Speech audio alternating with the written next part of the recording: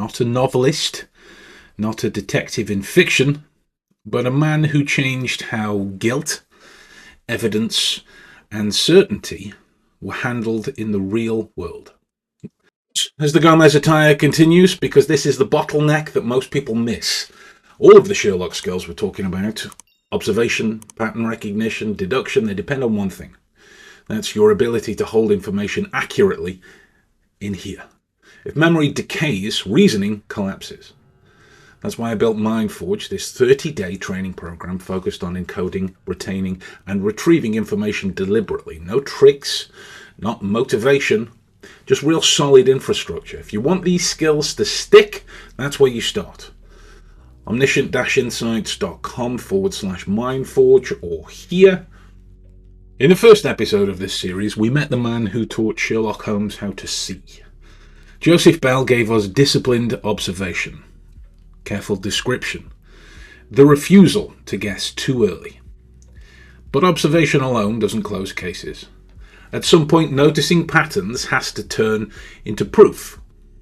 At some point, you have to answer a harder question.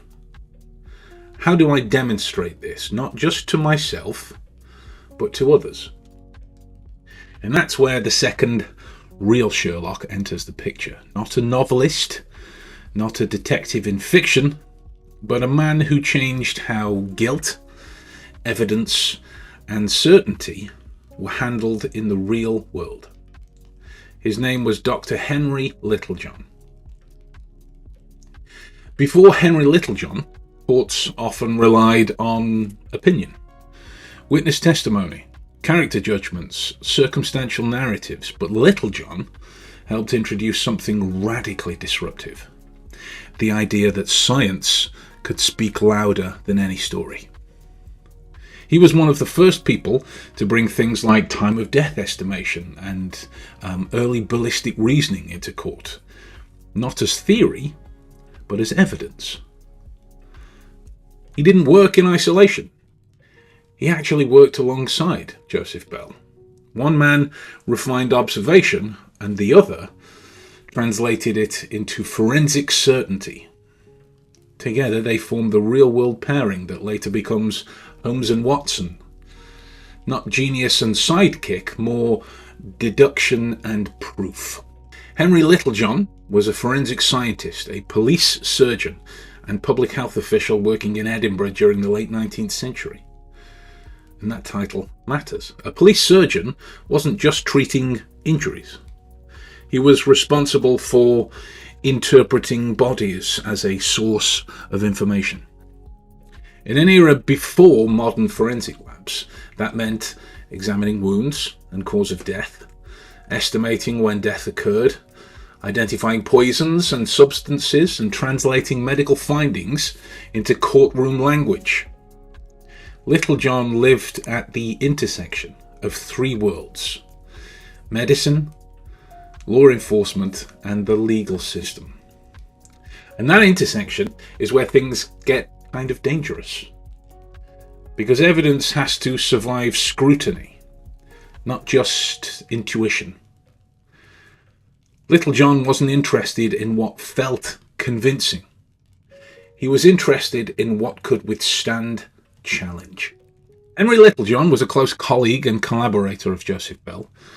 Where Bell focused on deduction and observation, Littlejohn handled the forensic sciences. They worked together on real cases, including the famous Ardlamont mystery, which still gets studied today as an early example of forensic reasoning influencing legal outcomes. This partnership matters because it gives us the missing half of Sherlock Holmes. Holmes doesn't just notice details. He proves them. He brings physical evidence, timing, chemistry, trace, and consistency into the narrative. That's Littlejohn's influence. If Bell is the mind, Littlejohn is the method. The method that makes the mind accountable. Littlejohn's defining skill wasn't just forensic science, it was translation. He took biological reality and converted it into legal certainty. Breaking it down, a body doesn't just speak. A wound doesn't just explain itself. A poison doesn't announce when it was taken. Someone has to interpret those signals and do so carefully. He worked with wound characteristics to infer mechanism, tissue changes to estimate time of death, and chemical traces to identify substances, injury patterns to distinguish accident from intent. But here's the crucial part. He didn't present this as speculation. He presented it as bounded inference. For example, I cannot tell you exactly when death occurred, but I can tell you it could not have occurred after this point, based on 3 physiological changes. That framing is everything. He taught courts to think probabilistically, before probability theory had language in law. And this is exactly what Sherlock Holmes does when he says, I don't know. Oh, that's clever. That's very clever. I don't know everything, but I know what cannot be true. That's Littlejohn. Before figures like Littlejohn, courtrooms were narrative arenas. Who sounded credible? Who had status? Whose story felt coherent? Littlejohn helped shift justice toward evidence that didn't care who you were. Blood chemistry doesn't lie politely. Time of death doesn't flatter authority.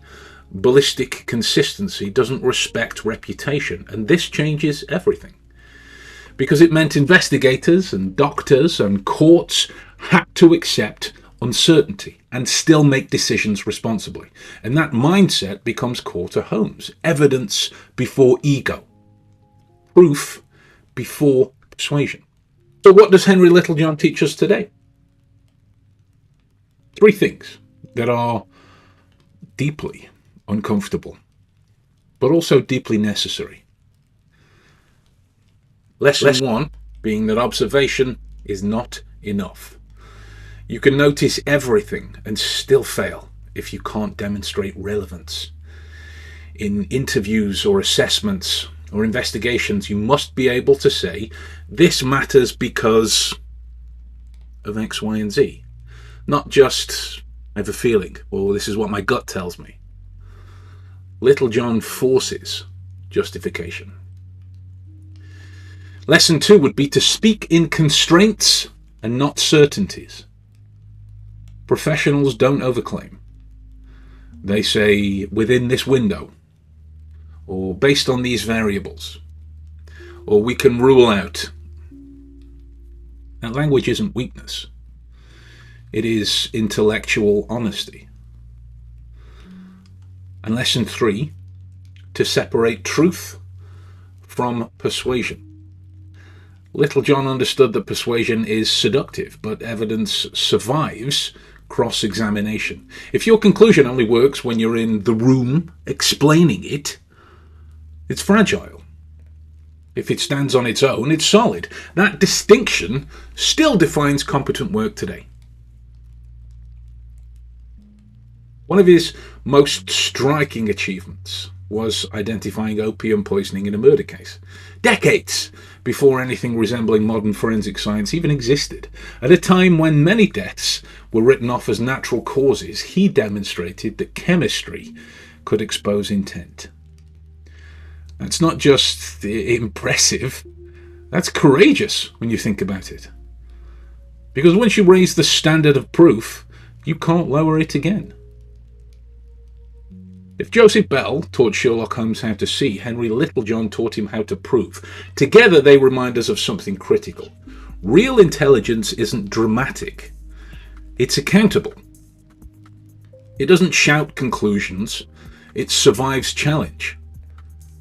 And in a world drowning in opinion, confidence, and certainty without evidence, that lesson is more relevant than ever. In our next episode, we move beyond Edinburgh, because the Holmes method didn't stay local. It spread into undercover work, into criminal networks, and the psychology of deception. And the next real Sherlock didn't even start as a gentleman at all. He started on the other side of the law.